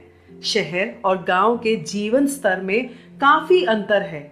इसी वजह से लोग अपने अपने गांवों को छोड़कर शहरों में बसने चले जाते हैं। आदर्श स्थिति तो ये होनी चाहिए कि ग्रामीण और शहरी दोनों ही क्षेत्रों को समान रूप से आकर्षित करने वाला होना चाहिए, ताकि ऐसी स्थिति ही ना आए। और उसका एक ही समाधान है, वो है ग्रामीण विकास, यानी ग्रामीण क्षेत्रों को भी वही सुविधाएं उपलब्ध करानी चाहिए जो अभी शहरों तक ही सीमित है। इन सुविधाओं से गांव में भी शहरों के समान रोजगार के अवसर पैदा होंगे। और दूसरा, इन सुविधाओं को आसानी से और कम कीमत में उपलब्ध कराना। जब बात हो रही है ग्रामीण विकास की, तो सिर्फ इतना ही नहीं, इन सुविधाओं के साथ गांव की सड़कें बनवाना और एक मुद्रिका सड़क यानी रिंग रोड के जरिए कुछ गांव को आपस में जोड़ने में तथा उस पर परिवहन व्यवस्था उपलब्ध कराने से ग्रामीण क्षेत्रों का विकास हो सकता है। अन्य सुविधाएं जैसे स्कूल, अस्पताल तथा अन्य सामाजिक सेवाएं उपलब्ध कराना वाकई ग्रामीण क्षेत्रों के जीवन स्तर में सुधार लाने के साथ साथ शहरी इलाकों में भीड़ को कम कर सकता है। इस यात्रा के दौरान कलाम साहब अलग अलग कंपनीज में भी गए, जैसे टाटा, टेल्को, विप्रो इत्यादि। जब वे टेल्को कंपनी में गए तो वहां पर कंपनी के डिजाइन्स, मैन्युफैक्चरिंग और टेस्टिंग प्लांट्स देखकर वे बहुत खुश हुए और उन्हें एहसास हुआ कि भारत टेक्नोलॉजी के क्षेत्र में दिन भर दिन कितना विकसित हो रहा है।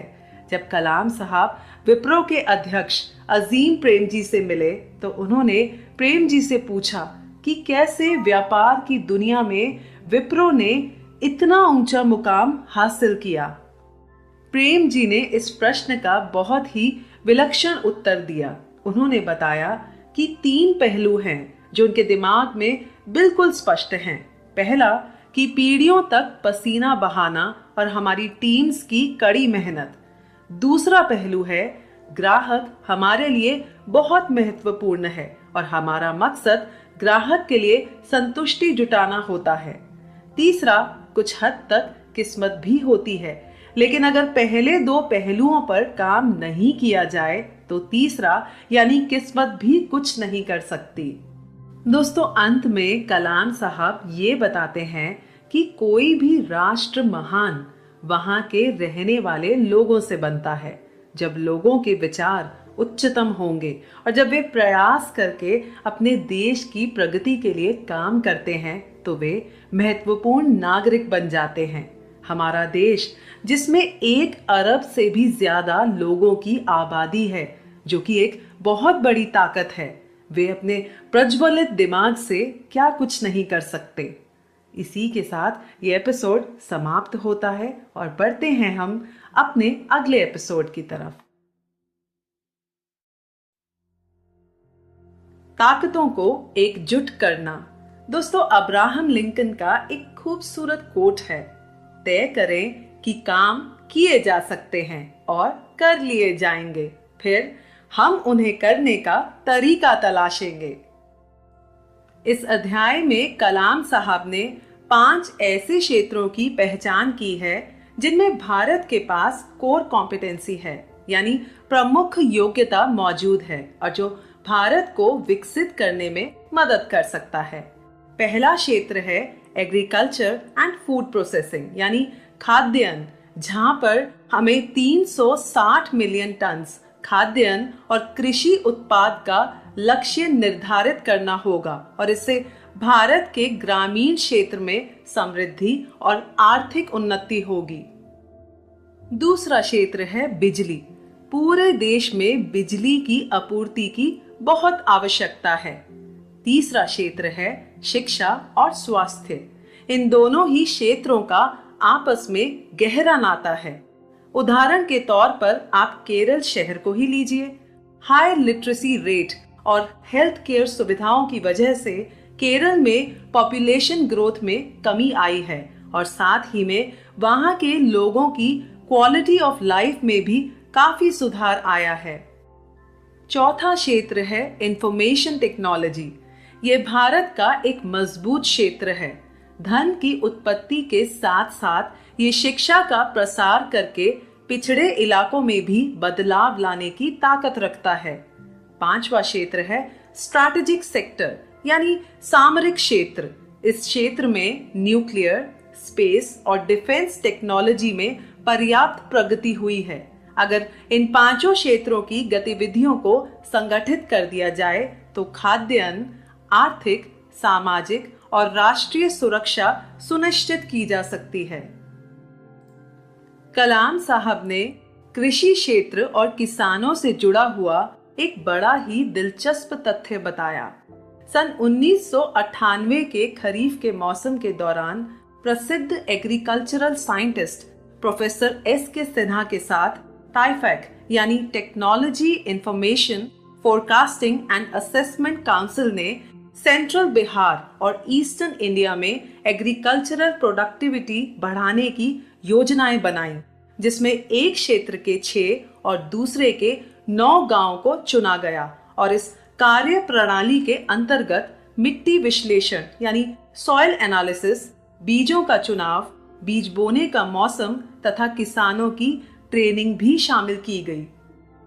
वैज्ञानिक तथा किसानों के इस गहन प्रयास ने धान की पैदावार में प्रति हेक्टेयर 2.5 टन से बढ़कर 5 टन प्रति हेक्टेयर हो गई। इतना ही नहीं, कुछ गांव में जहां जहां पर ये प्रणाली लागू है वहां पर किसानों को नए मुद्दों जैसे तेज फसल कटाई के उपकरणों, मार्केटिंग तथा बैंकिंग प्रणाली में रुचि लेते देखा। एक अन्य प्रयोग रीच यानी relevance and excellence in achieving new heights in education institutions, अर्थात नई ऊंचाइयां प्राप्त करने के लिए शिक्षा को प्रासंगिक तथा श्रेष्ठ बनाना भी इन दिनों जारी है। इस अभियान का उद्देश्य है 80 से 100 ऐसे केंद्र स्थापित करना जिनमें एक समान शैक्षिक कार्यक्रम लागू हो जो एक्सीलेंस के प्रति कमिटेड हो। दोस्तों, भारत में टेक्नोलॉजी इतनी विकसित हो गई है कि वो सिर्फ कृषि क्षेत्र तक ही सीमित नहीं है, बल्कि चिकित्सा क्षेत्र ने भी बहुत बड़ा रोल अदा किया है। इसका उदाहरण देते हुए कलाम साहब ने बताया कि जब वे हैदराबाद के केयर हॉस्पिटल में गए तो वहां पर टेलीमेडिसिन के द्वारा पेशेंट्स को कंसल्ट किया जा रहा था। हैरानी की बात यह थी कि डॉक्टर और पेशेंट्स आमने सामने ना होकर दो अलग अलग जगह पर थे और उन्होंने सैटेलाइट के जरिए बात की। टेलीमेडिसिन से ग्रामीण क्षेत्रों के अस्पतालों और प्राइमरी हेल्थ सेंटर्स को जोड़कर आसानी से चिकित्सा सेवाएं उपलब्ध कराई जा सकती हैं। कलाम साहब ने विकसित देश के लिए एक बहुत ही महत्वपूर्ण तथ्य बताया है कि धन उपजाना और धन की सुरक्षा दरअसल एक ही सिक्के के दो पहलू हैं। किसी भी राष्ट्र की दौलत वहां के लोगों के खून पसीने और उनकी कड़ी मेहनत का प्रतीक होती है और एक राष्ट्र की स्थायी दौलत और उसके विकास के लिए एक इंटीग्रेटेड अप्रोच यानी संगठित दृष्टिकोण की जरूरत है और ऐसा ही दृष्टिकोण अन्य गतिविधियों के मामले में भी जरूरी है। एक विकसित राष्ट्र के लिए कलाम साहब ने एक अन्य पहलू पर भी रोशनी डाली है और वो है ग्लोबल कॉम्पिटिटिवनेस यानी उद्योगों का अंतर्राष्ट्रीय स्तर पर प्रतिस्पर्धी होना। और इसके तहत न सिर्फ घरेलू बाजारों की जरूरत को पूरा करना है बल्कि बाहरी बड़ी मार्केट्स को भी अपना लक्ष्य बनाना होगा। इसीलिए जीडीपी में इसका योगदान भी काफी बड़ा है। अगर वर्तमान में देखा जाए तो हमारी शिक्षा प्रणाली में काफी हद तक असमानता है। हम में से बहुत से लोग उच्च शिक्षा पाने की आकांक्षा तो रखते हैं, लेकिन क्वालिटी एजुकेशन देने वाले इंस्टीट्यूशंस बहुत कम हैं, जिसकी वजह से क्वालिटी मैन पावर की डिमांड और सप्लाई में काफी असमानता पैदा हो सकती है और जो नए उभरते क्षेत्रों में साफ दिखाई देती है, जैसे information technology, biotechnology, manufacturing technology इत्यादि।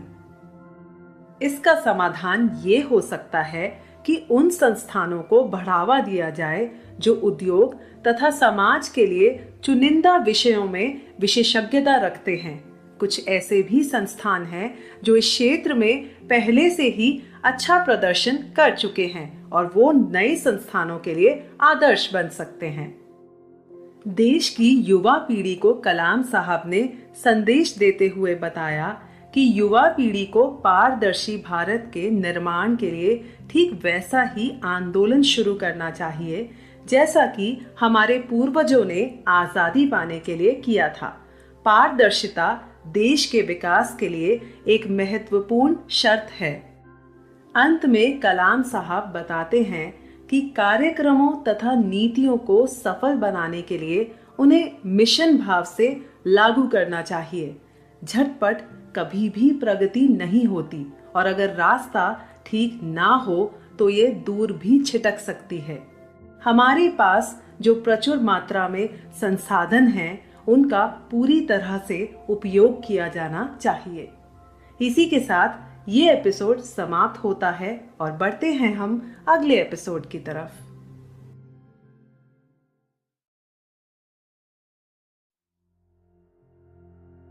नए राज्य का निर्माण। यदि मुझसे पूरे संसार में से उस देश को चुनने को कहा जाए जहां प्रकृति ने सबसे अधिक संपदा, शक्ति और सौंदर्य बिखेरा है, जिसके कुछ भाग तो ऐसे हैं मानो धरती पर ही स्वर्ग उतर आया हो, तो मैं निस्संदेह भारत को चुनूंगा।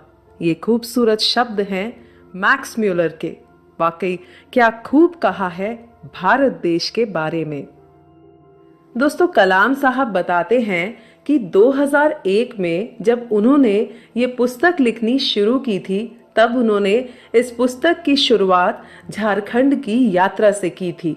उन्हें इस राज्य का साइंस और टेक्नोलॉजी काउंसिल का सहायक बनाया गया था और इस बार की यात्रा का उनका मकसद था इस क्षेत्र के जड़ी बूटियां, वन उत्पादों तथा अन्य प्राकृतिक संसाधनों वाले इस क्षेत्र के लिए मुख्यमंत्री तथा अन्य संबंधित अधिकारियों के साथ बैठकर विकास कार्यक्रम की रूपरेखा को तैयार करना।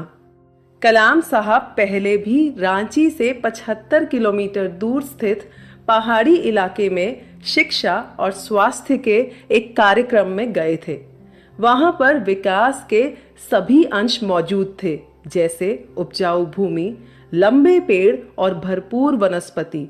और इससे भी ज्यादा एक बहुत खूबसूरत बात जो ध्यान देने वाली थी वो ये कि वहां के लोगों की हंसी दिल से निकल रही थी और उनके अंदर मेहनत करने की ऐसी प्रबल इच्छा थी जो खुद में एक प्रेरणा थी। शहरों में आजकल शायद ऐसी हंसी लोगों के चेहरों से विलुप्त हो गई है। दरअसल झारखंड राज्य फूल उत्पादन तथा जड़ी बूटियों पर आधारित उत्पादों के क्षेत्रों में जबरदस्त सफलता हासिल कर सकता है। रांची के बाद कलाम साहब हेलीकॉप्टर से स्टील सिटी बोकारो के लिए रवाना हुए और एक बार फिर से खराब मौसम की वजह से उनका हेलीकॉप्टर दुर्घटनाग्रस्त हो गया। सौभाग्यवश इस बार भी ईश्वर की कृपा से उन्हें कुछ नहीं हुआ, जिसके वे शुक्रगुजार थे। जैसा कि हम सब जानते हैं कि कलाम साहब समय को बहुत मोल देते थे और इस दुर्घटना के बाद बजाय थोड़ा आराम करने के वे सीधा दुर्घटना स्थल से रवाना हो गए और रामकृष्ण विद्यालय के छात्रों को संबोधित करने चले गए। वहां पर बच्चों ने उनका स्वागत किया। कलाम साहब ने उन बच्चों को उनके राज्य का खूबसूरत विवरण दिया। कलाम साहब ने बताया कि इस राज्य पर ईश्वर की जबरदस्त कृपा है। धरती के अंदर अपार खनिज संपदा, उपजाऊ जमीन, स्टील प्लांट क्या नहीं है इस राज्य में। उन्होंने बच्चों से कहा कि ईश्वर की दी गई इस खूबसूरत धरोहर का इस्तेमाल आप सब झारखंड को एक विकसित राज्य बनाने में कर सकते हैं और इसके लिए आप सबको एक साथ मिशन मोड में काम करना होगा। कलाम साहब ने ना सिर्फ बच्चों को संबोधित किया बल्कि टाउन हॉल मीटिंग में भी लोगों के प्रश्नों के उत्तर दिए। उसी बैठक में कलाम साहब से एक बड़ा ही दिलचस्प सवाल पूछा गया और प्रश्न था, क्या आप सोचते हैं कि राजनीति में पवित्रता संभव है? इस सवाल का जवाब कलाम साहब के लिए थोड़ा मुश्किल था, लेकिन फिर भी उन्होंने सोचा और फिर खूबसूरती से बड़ा प्रेरणादायक जवाब दिया कि आजादी से पहले एक पूरी पीढ़ी का उदय हुआ था जिन्होंने राजनीति, उद्योग, विज्ञान, कला आदि में अपनी योग्यता दिखाई थी, जैसे Mahatma Gandhi, C V Raman, J R D Tata, doctor S Radhakrishnan. खैर, ये एक लंबी सूची है। उस समाज के हर क्षेत्र में एक श्रेष्ठता दिखाई पड़ती थी, क्योंकि उस समय उन हालातों में भारत ने श्रेष्ठ बनने का सपना देखा था और भारत ने वो सपना पूरा भी किया। कलाम साहब का ये मानना है कि आज अगर देश फिर से दूसरा सपना देखे तो राजनीति समेत सभी क्षेत्रों में हमारी महत्वाकांक्षाओं के अनुरूप नेता भी फिर सामने आएंगे। कलाम साहब जब देश के सबसे बड़े स्टील प्लांट बोकारो का दौरा करने गए और जिसका आकार देखकर वे हैरान हो गए। वहां सैकड़ों आदमी अपना पसीना बहा रहे थे और संगठित तरीके से काम कर रहे थे। वहां पिघलता इस्पात ऐसे बह रहा था मानो आग का दरिया हो, लेकिन इसके आसपास अन्य औद्योगिक इकाइयां नहीं थीं जो यहाँ तैयार स्टील से विभिन्न उत्पाद तैयार करती। कलाम साहब को बताया गया कि इंडस्ट्रियल एस्टेट्स स्टेट परव्यू के अंडर आता है, यानी औद्योगिक क्षेत्रों का गठन राज्यों के अधिकार क्षेत्र में आता है। ये सुनकर कलाम साहब को लगा कि हमारे शासन की ऐसी सोच क्यों है।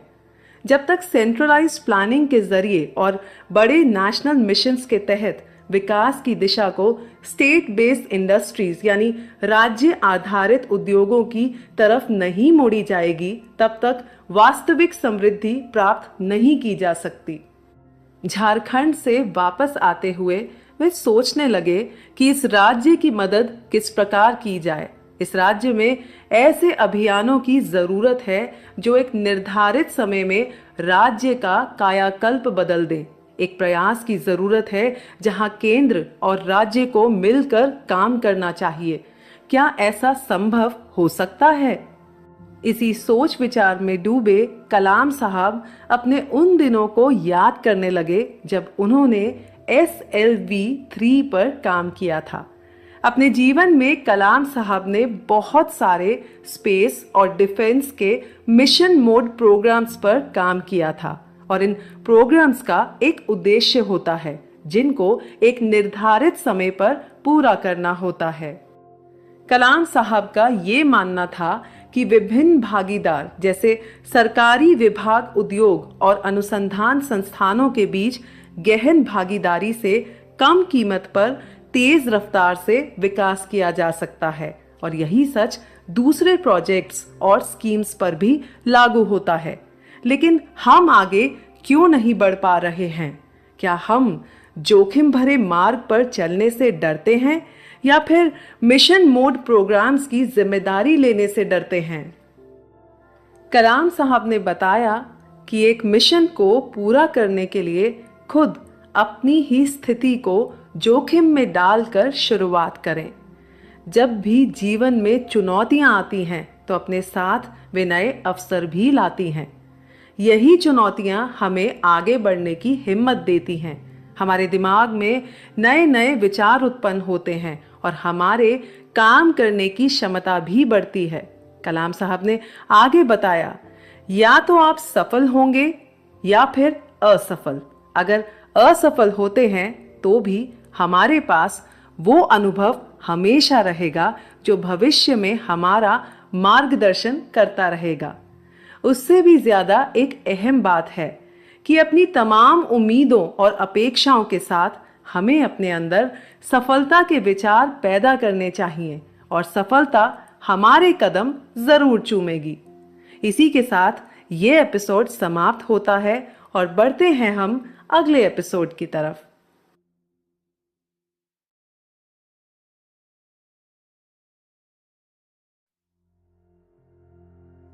देशवासियों के लिए संदेश। जहां मस्तिष्क आशंकाओं से परे है और सर है ऊंचा, जहां ज्ञान मुक्त है, जहां विश्व नहीं है खंडित, मेरे पिता ऐसे मेरे देश को जागृत करो। ये खूबसूरत शब्द हैं रविंद्रनाथ टैगोर के। इस अध्याय में कलाम साहब ने कल्पना की ताकत का जिक्र किया है, यानी पावर ऑफ इमेजिनेशन। ये ताकत हर प्रकार की रचनात्मक प्रक्रिया का मूल तत्व है और जीवन का तत्व भी यही है। इस ताकत से हम क्या कुछ नहीं कर सकते। हर इंसान के पास कल्पना की ताकत होती है जिससे वह सुंदर कल्पना करके अपने जीवन में आगे बढ़ सकता है। यही वो ताकत है जो विजेता और पराजित के बीच का अंतर है। कलाम साहब बताते हैं कि वे आने वाले 20 वर्षों में एक ऐसे भारत का सपना देखते हैं जो साक्षर हो और जो गरीबी के चंगुल से आजाद हो। ऐसा भारत जिसके शासन तंत्र पर श्रेष्ठ नेता विराजमान हो। लेकिन इस सपने को साकार कैसे बनाया जाए?